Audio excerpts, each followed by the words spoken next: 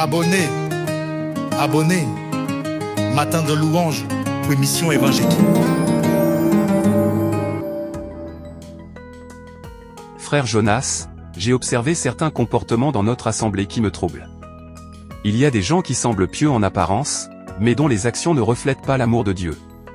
Comment pouvons-nous discerner les vrais disciples de Christ des hypocrites?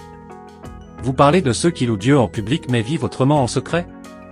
Cela me rappelle les pharisiens du temps de Jésus, qui prétendaient suivre la loi mais manquaient d'amour et de compassion. Exactement. L'hypocrisie spirituelle est un poison silencieux qui peut ronger une église de l'intérieur. La Bible nous enseigne que nous les reconnaîtrons à leurs fruits. Nous devons être vigilants et prêts à agir avec sagesse. Pasteur, frère Jonas, je dois vous parler.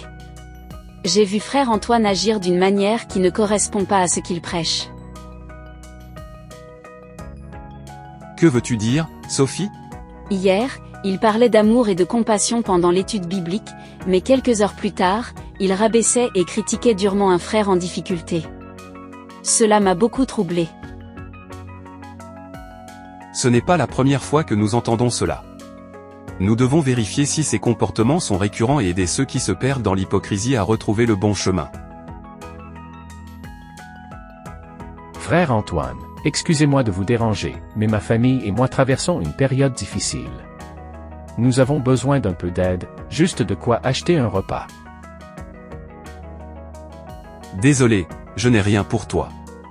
Peut-être que quelqu'un d'autre pourra t'aider. Pasteur, écoute. Sans hypocrisie. Je veux partager ce que j'ai vu. Hier, un homme affamé est venu demander de l'aide à frère Antoine, mais il a été repoussé.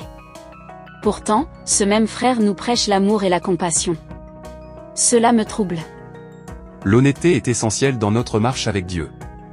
Il ne suffit pas de parler de l'amour, il faut le mettre en pratique. Dieu voit nos cœurs et jugera chacun selon ses œuvres.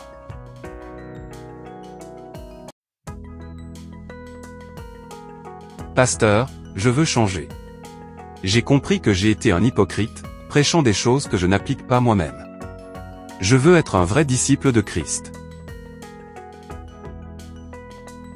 Dieu pardonne celui qui se repent sincèrement.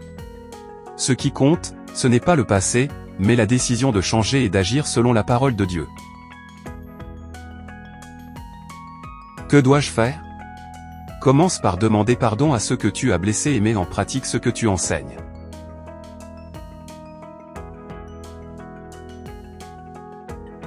Que Dieu vous bénisse, frère Antoine. Merci vous aussi. Il a déjà commencé à faire un changement dans ma vie économique. Gloire à mon Seigneur. Je viens vous demander pardon et vous apporte ce présent. S'il vous plaît, pardonnez-moi.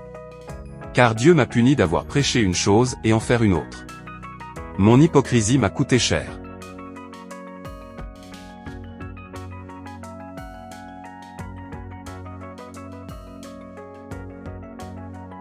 Frères et sœurs, je me tiens devant vous aujourd'hui avec un cœur repentant.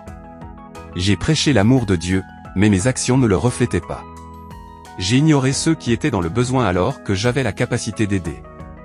Dieu m'a montré mon erreur et a touché mon cœur. Je demande pardon à Monsieur Thomas, à ceux que j'ai blessés et à vous tous. Aujourd'hui, je décide de suivre Christ non seulement en parole, mais aussi en acte.